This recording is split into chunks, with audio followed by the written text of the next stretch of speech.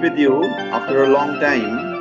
And, the coronavirus thing, which is so widespread and all of us are talking about it. And we are deeply disturbed also by the kind of,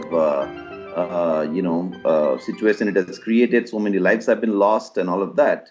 But I was thinking that on the left, and I want this conversation, there's so much which has come in the media, within even critical circles, and everywhere else. A lot of scientists are speaking, and you are yourself a very accomplished scientist. So, but I wanted to do this, Partho, as a kind of a shout out to the people on the left, because a lot of people are connecting the coronavirus with the state power, with increasing surveillance, that the state is going to use this increased surveillance that is happening under the lockdown, under coronavirus, as a kind of a new normal. So even after the coronavirus ends, this will remain as a new normal. So people are connecting that. There's this philosopher Giorgio Agamben who has written about this, how it's going to increase biopolitics, a kind of a biopolitical capture by the state, bare life and all that. Slavoj Zizek has written. So there's a lot of ferment within radical circles about how to understand it. But my intention of connecting to you, and that's how I think we talked yesterday after a long time, was I was remembering the long tradition of dialectical biology, the kind of thinking of biology or genetics that comes from within the Marxist tradition. And yesterday, in fact, after the conversation I had, I was going and pulling out some of the books, some of the works that are so influential, and as you would be fully aware, and but something which I did not refer to, bring it up yesterday with you, but later I remembered, was this book by Christopher Caldwell, and in this book by Christopher Caldwell, there is this chapter called Heredity and Development, a study of bourgeois biology. Biology, yes. Yeah, so we're very familiar with the critique of bourgeois ideology. But I think people on the left are kind of not very aware of some bourgeois biology. And so this one, and then of course, you're very familiar with Lewontin. So I was pulling out of these books, The Doctrine of the DNA by Lewontin, and all of that. So coming from within this long tradition of Marxism and biology, Marxism and life sciences, let's put it in a more broad sense, how do we, or how would you want us, to approach this coronavirus? I know I'm opening up a big thing for you here, but you can take your time and go very systematically. So maybe first, you can tell us about the coronavirus, but the other ideological questions you can maybe come slightly later. Maybe we can start with, what is this coronavirus? What is this thing called RNA? What is this thing called the protein structure inside, the fact that coronavirus goes inside the body and replicates, the transcription, the translation, all of those things. So why don't you lay it out for the audience here? Okay. Thank you, Saroj. It is actually a pleasure to talk about this with you, and after a long time. And as you have rightly said, so in biology, there has been this very influential sort of, like the field of dialectical biology, and unfortunately, it is sort of on the wane now. It is dying off, because after some in Stephen Jay Gould, after their passing away, that type of thought process which had originated with J.D. Bernal, Conrad Eddington, J.B.S. Halden, etc., who were very influential both in the field of science and in the field of Marxist thought. We have not had that type of synthesis anymore. But it is very important to understand that whatever we talk about, like coronavirus, for example, there has to be our understanding of its actual material basis, because without materialism there is no dialectical materialism. And from all the philosophers and the social scientists whom we are talking about, the discussion has sort of focused away from the actual material basis of the science.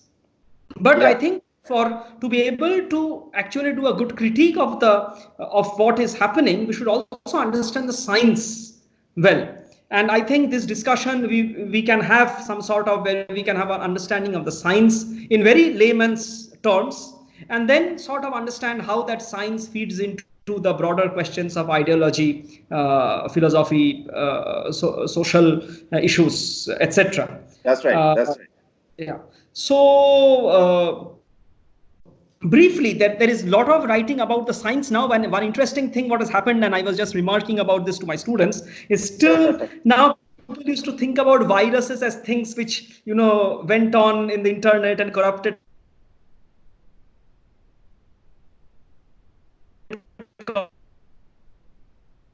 computers and things went Okay, viral. okay. Which are around us. Partho, can Yeah. you repeat that again? Because I think there was some disturbance. Can you repeat that again? Yeah. Means I would say that the social understanding of viruses, Uh, in our times has been basically about things going viral, and yeah. viruses which go by the internet and corrupt computers and all. So people had actually forgotten that the viruses are real things which That's are right. around That's right. us and which has this huge influence on human history, evolution, society, biology, etc. Means it is interesting for people to know that our genome, the human genome, about 40% of our own genome is viral in origin.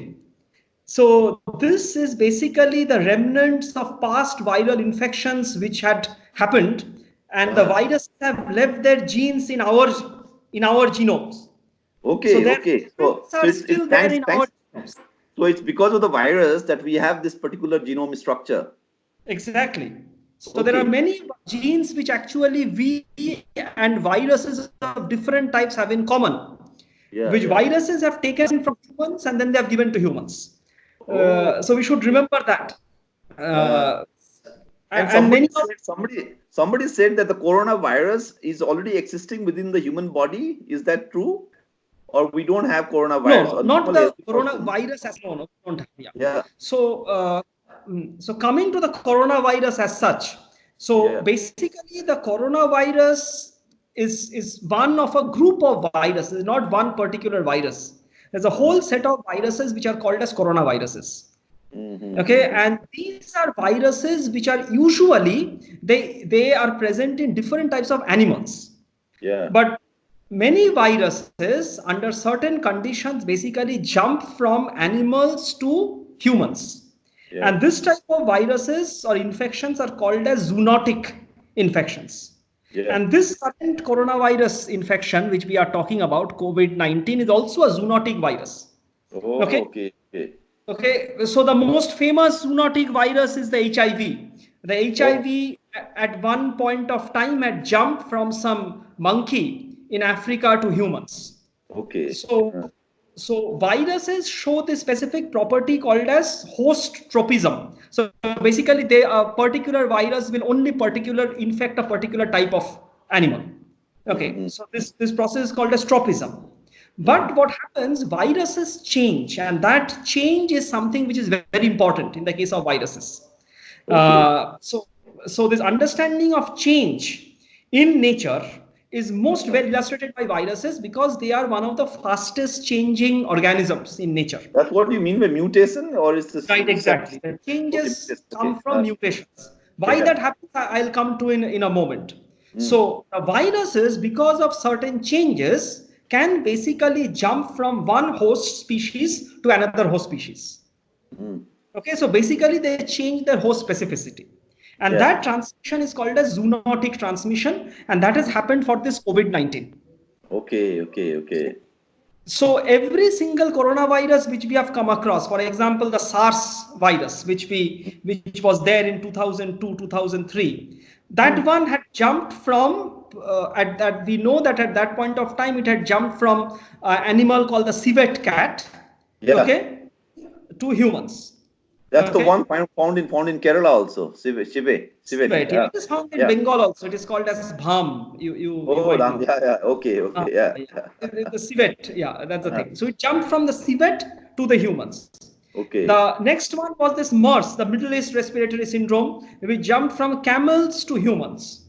That's in the Middle East. It's a Middle desert East area. Respiratory Syndrome, yeah. So Yeah. there was an outbreak of 2009, 2010 in the Middle East. And then there is this COVID-19, which we now know has jumped from pangolins to humans. Okay. Now, for each of these viruses, we know that there is a species which is called as a reservoir. A reservoir species is one which carries the virus but doesn't get infected by it. So Oh, okay.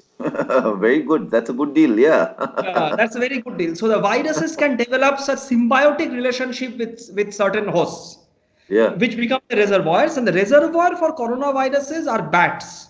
So in every Okay. case, the virus is present in the bat. From there, it has jumped to, for example, the civet cat, or from the bat to the pangolin, and from Yeah. there to humans. Oh, okay. Okay. So now, how do we know this? Means, what is the way we understand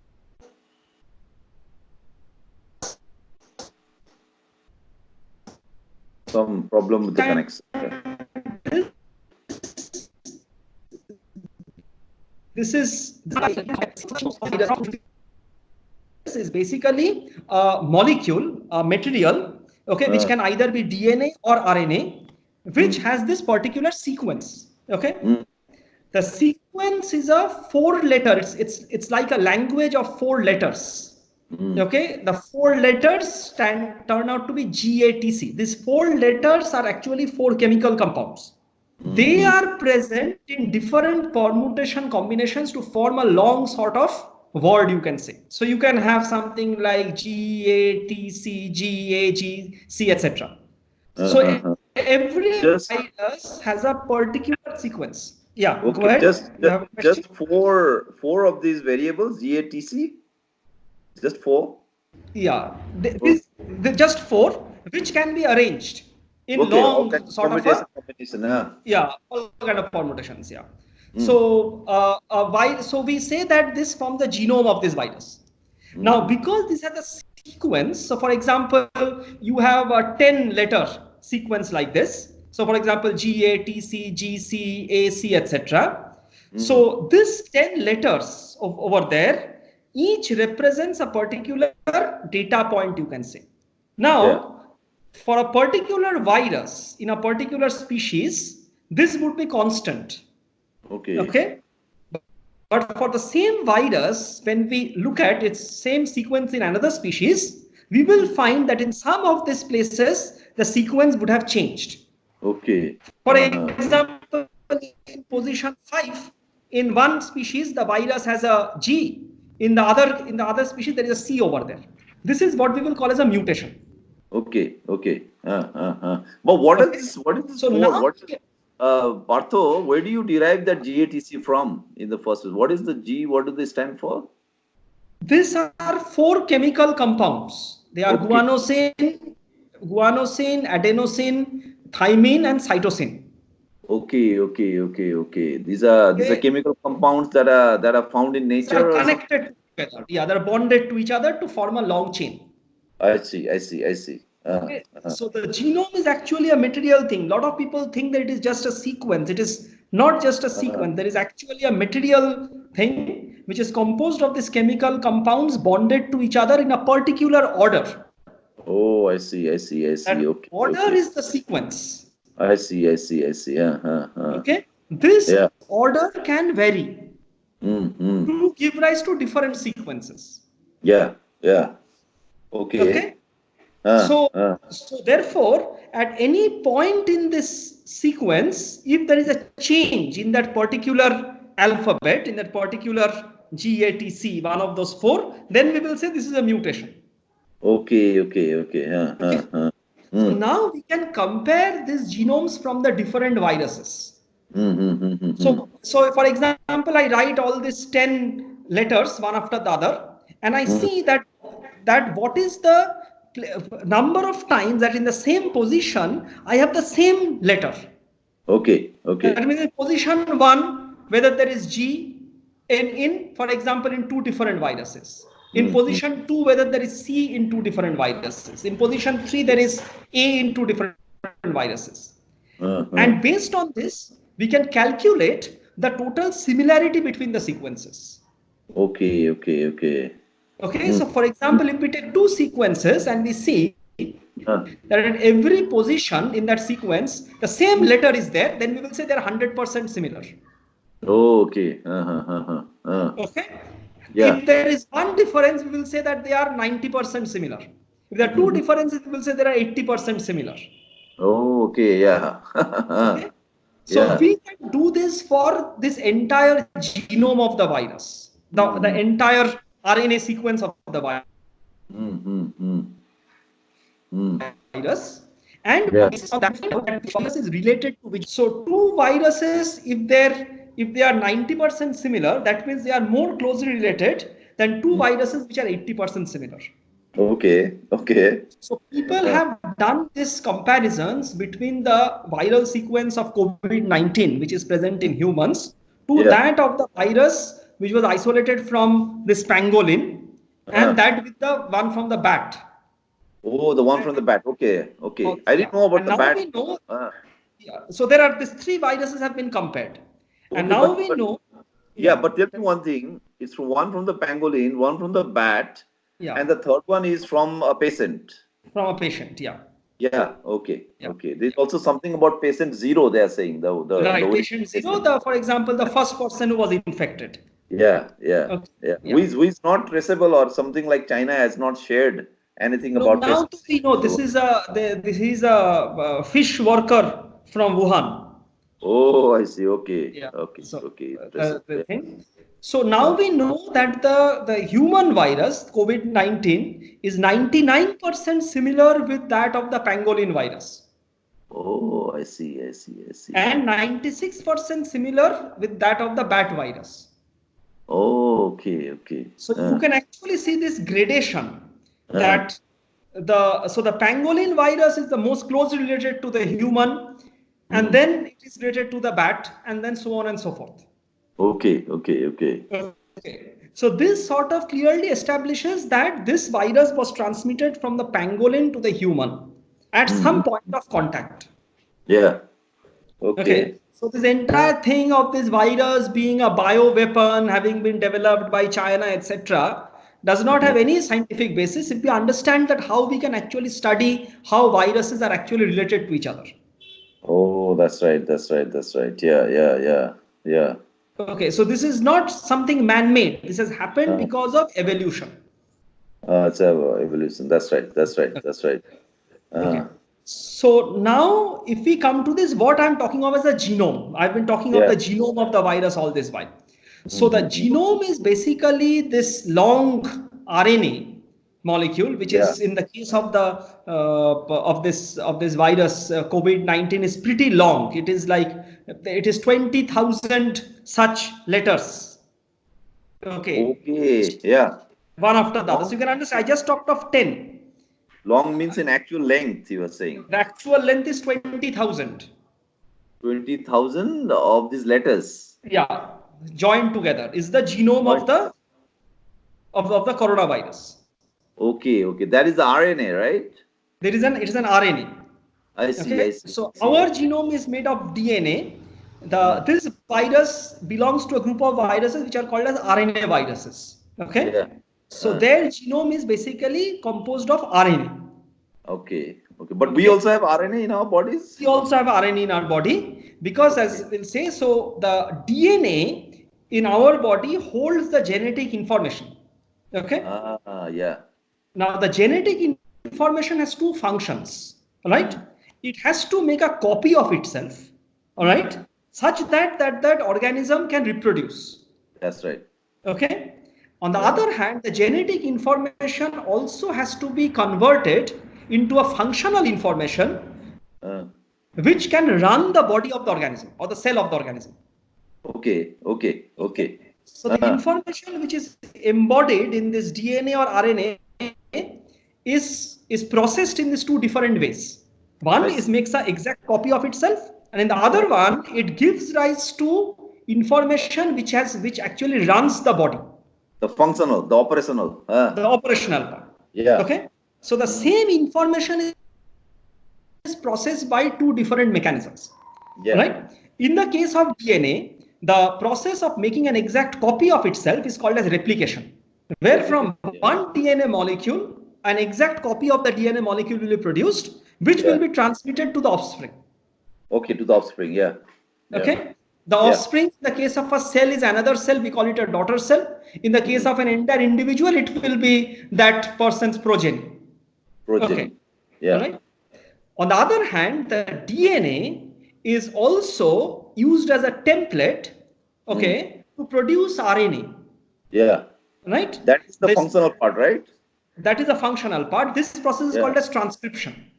Transcription, yeah. Transcription. That, you know, the word transcription means basically the same information being in the same language being produced in two different ways. When someone speaks something, someone writes it down, is a process called transcription.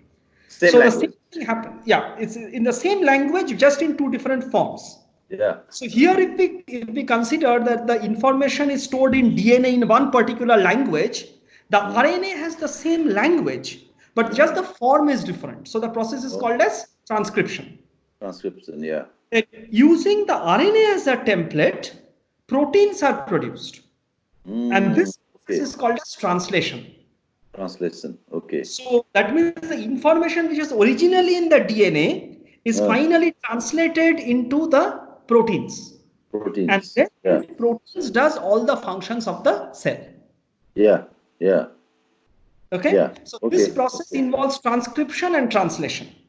Okay, okay. Yeah. Right. This is what happens in our bodies, or in all organisms which have DNA as their genetic material.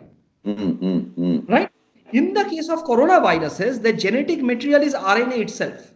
Okay. No DNA. There is no DNA. Okay. Okay. So here there are two processes which happen. One is the RNA makes a copy of itself to produce more viruses, which is called as replication. Replication. Okay. And on the other hand, the RNA is translated to produce proteins, which forms the body of the virus and gives it its ability to infect, to kill cells, and to do all its functions. And this is the transcription.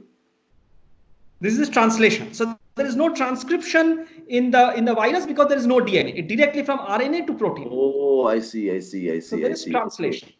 There is only translation. Okay. Only translation. Okay. Now both these processes are vital.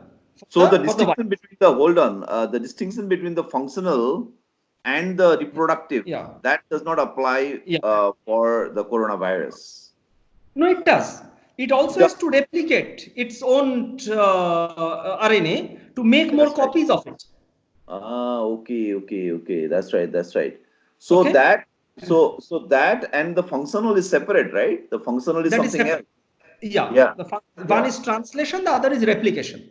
Yeah. So what is the functional aspect in the coronavirus? So it has to produce all the proteins which forms its structure. You must have seen now the beautiful pictures of the coronavirus. That is all made of proteins. Okay. So but that is not just for the original coronavirus which entered, right? The proteins that are being made, for the new ones that are coming. Right, exactly. Yeah. So that the original coronavirus, but that sounds more like a translation, no? Because if it is the new ones that are being produced. Translation. It is translation. Okay, yeah. So basically what the viral, if we look at the infection cycle, what we call the life cycle of the virus, in the case of coronavirus, which is a positive strand, what we call as a positive strand RNA virus, which means that the virus, as it infects the human cell, its RNA goes into the human cell. Yeah. Okay. The first thing that happens to the RNA is that the RNA uses the human cell's machinery to translate itself. And to produce the proteins which it requires. Yeah.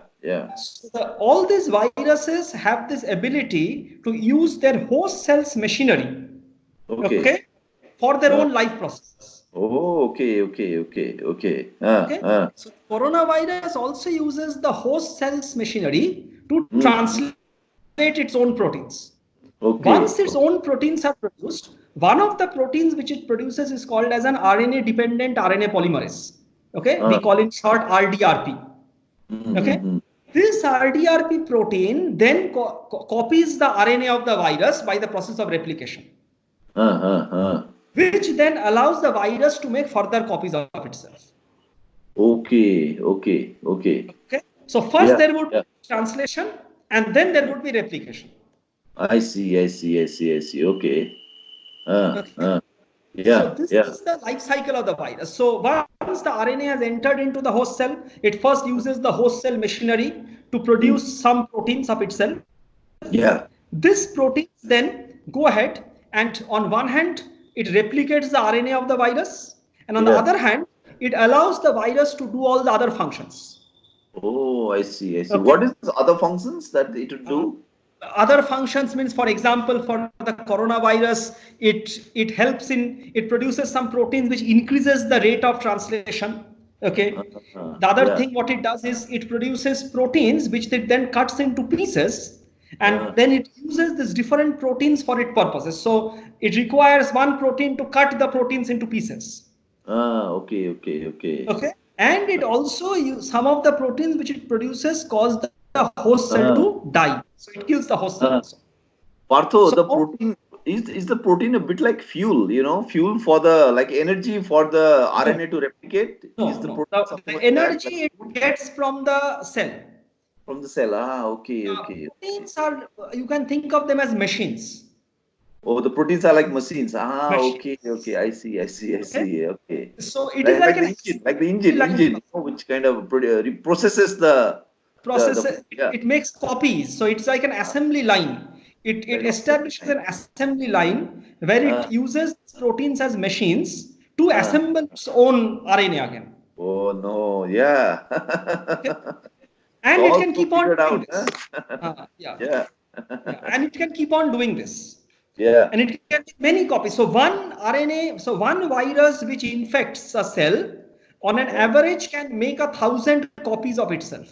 So that means Oh. one virus which will infect a cell will produce 1,000 viruses, which can then go and infect 1,000 other cells around. And then Wow. each of those viruses can again produce 1,000 viruses, which will again infect 1,000 cells. So this can show an exponential increase, and that causes this fast disease, because every time it infects a cell and breaks out, it is killing that cell. I see, I see, I see, I see, I see, I see. Okay. Okay, okay, okay. So, so Partho, I think this is wonderful what you say. This brilliant exposition. What will so what we'll do? We'll just halt here. We'll just stop here, and then we'll again resume on the other side. Okay? Okay. Fine. Yeah, Thank yeah, you. yeah. I'll see Yeah. you back. Yeah. Yeah. Bye.